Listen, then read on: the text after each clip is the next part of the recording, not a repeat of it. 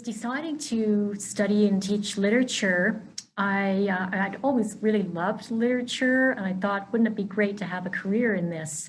But I wasn't confident. I didn't really think that I could ever really get to the level at which I could be in front of, a classroom. And but I started to do really well eventually, and as I was studying, and then I was encouraged by some of my professors, and that helped me sort of be able to view myself as someone who could lead a classroom. And but that experience of having a lot of self-doubt, you might not think so because I'm a privileged white person, but that experience really helped me appreciate and gave me insight to how students must often feel, especially if they feel different in any way. And as especially because I teach a lot of first-year classes, I have a lot of new students, and I like to draw on that experience of having doubt about my ability to finish and to succeed, and just really encourage them and support them.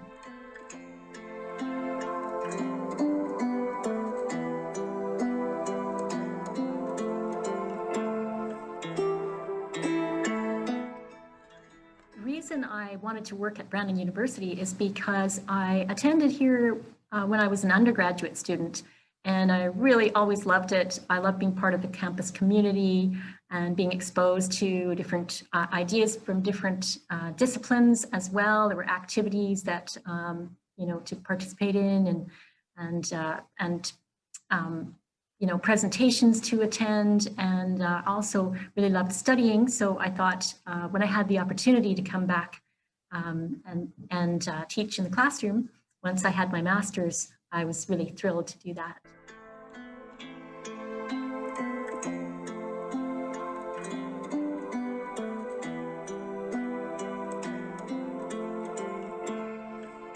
What inspires me to keep teaching is meeting all the students, and the things that they say, their responses, how much I learn from that.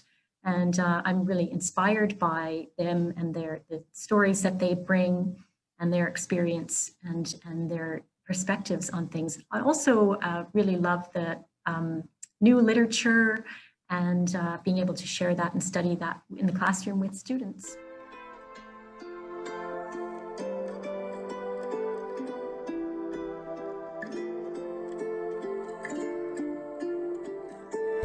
My favorite part of the job is interacting with students and getting to know them, but also I like the feeling that I can get better at teaching, and there's so many, there are lots of resources now very easily accessible for developing one's pedagogy. So I think I love the opportunity to kind of experiment and help students, engage with the material and have meaningful educational experiences.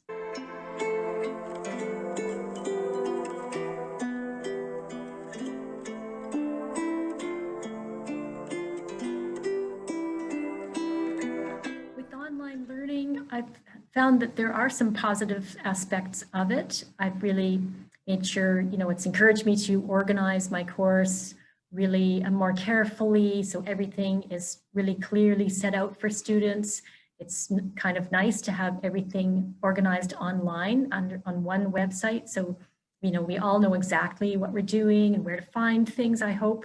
And so yeah, that's been something positive about it. And but yeah, it's, as we know, we're finding out more now about that it's been confirmed that it's really hard for us to look at our own faces for hours at a time, and also it's very tiring to I think for students to have to do all their work online, like attend classes and then do research and homework too. So, we have to work with that challenge as well.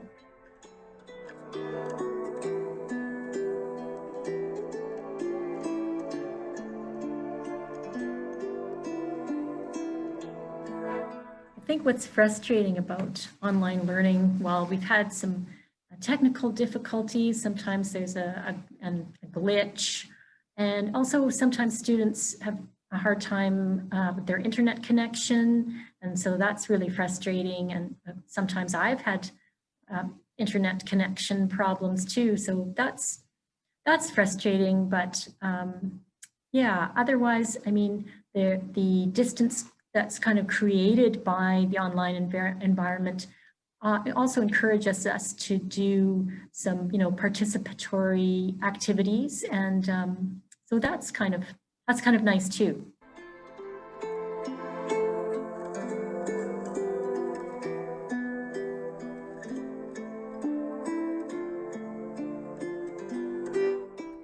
My teaching style I've been told, is Socratic. It's called in the educational models, it's Socratic.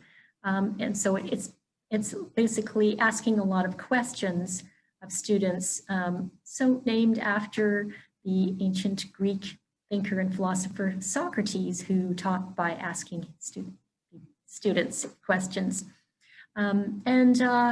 So, helping them start thinking about things and framing things in certain ways. But also with the recent events and trends in the world, I've also been glad to be able to add an anti-racist pedagogical component to my teaching, and I talk about that with students a lot.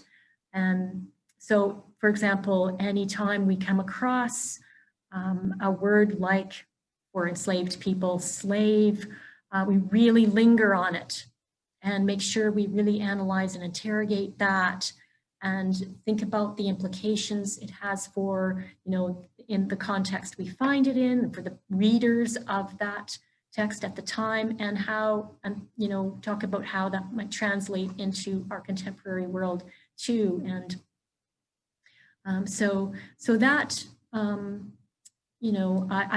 that's helped me expand my pedagogy and my teaching practice. And also I've learned from both Indigenous pedagogy and theory and recent educational theories that actually are very similar and draw on Indigenous models, so that we try to appeal to learners' different learning styles and preferences, and offer multimodal delivery methods and so on, and think of education as a social and socially embedded experience.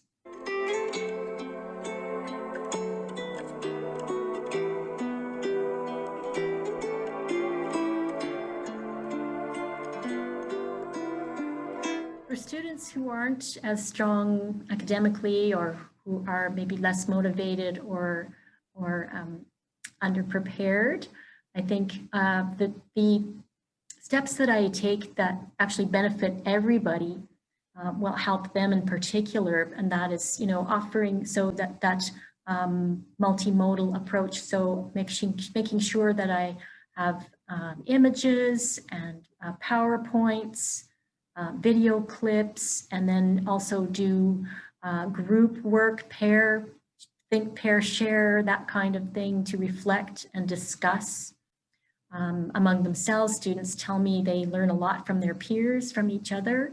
And also, so even if it's just as simple as, so breaking up the class time, so we have a variety of activities to keep people interested, but especially for those who might not be as prepared, even to have the text displayed on screen, and we always read some of it. So even if they haven't had a chance to read it beforehand, they won't be completely feel that they're out of the conversation. They can still think about it and maybe even comment on it or respond to it too.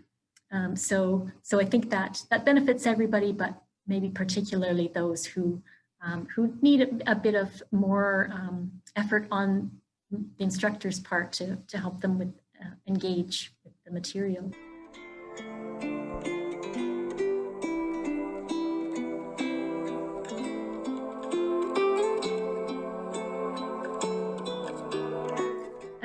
for students, I would say have confidence in yourself, and just give yourself the love and support, and give it to others too, and receive it from others freely.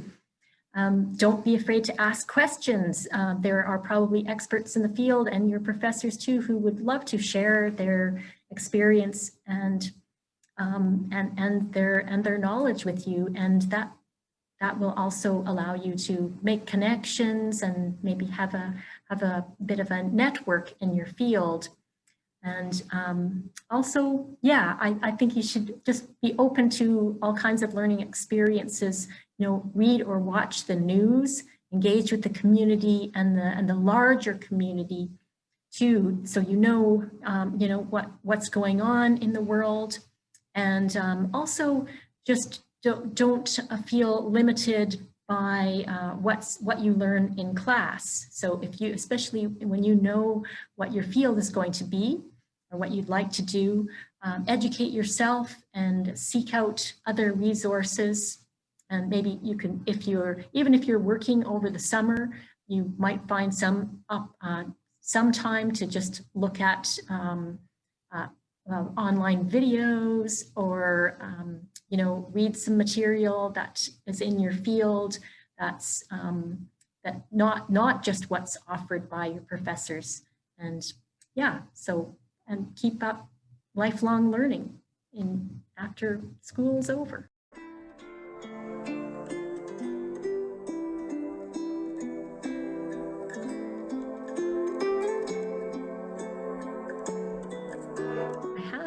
Worked in other environments, and always enjoyed the work that I've done, and it's been kind of nice to have a variety in my career. So thanks for the opportunity to talk about my experience.